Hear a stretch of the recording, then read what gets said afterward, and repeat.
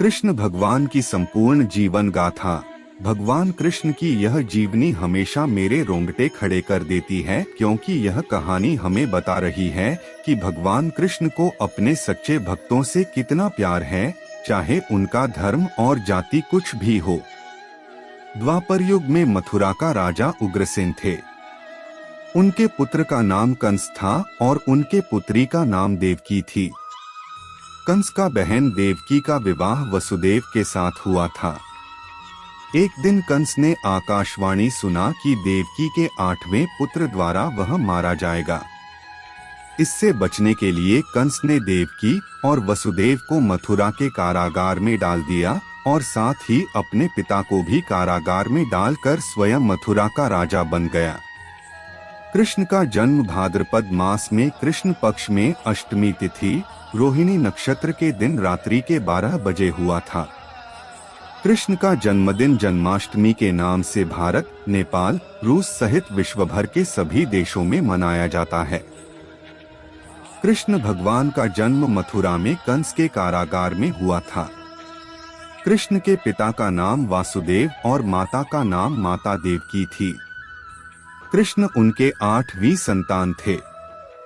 जब भगवान कृष्ण का जन्म हुआ तब कारागृह के द्वार स्वतः ही खुल गए और सभी सिपाही निद्रा में थे। वासुदेव के हाथों में लगी बेड़ियां भी खुल गई। तब वासुदेव अपने पुत्र को लेकर कारागृह से निकल पड़े। गोकुल के निवासी नंद की पत्नी यशोदा को भी संतान का जन्म होने वाला था। वासुदेव अपने पुत्र को यशोदा के पास रखकर उनकी संतान को लेकर मथुरा चले आए। कृष्ण भगवान का जन्म। कंस अपनी बहन देवकी के सभी बच्चों को मारने की व्यवस्था करता है। जब कंस इस नवजात शिशु को मारने का प्रयास कर रहा था, तब शिशु बालिका हिंदू देवी दुर्गा के रूप में प्रकट होती है तथा उसे चेतावनी देते हुए कि उनकी मृत्यु उसके राज्य में आ गई है। कृष्ण की बचपन की कहानी। कृष्ण भगवान के एक बहन और एक भाई थे। कृष्ण भगवान भाई का नाम बलराम और बहन का नाम सुभद्रा थी।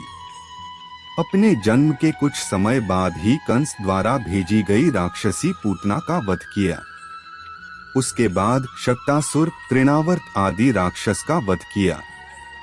बाद में गोकुल छोड़कर नंद गांव आ गए। वहां पर भी उन्होंने कई लीलाएं की, जिसमें गोचारण लीला, गोवर्धन लीला, रास लीला आदि मुख्य है।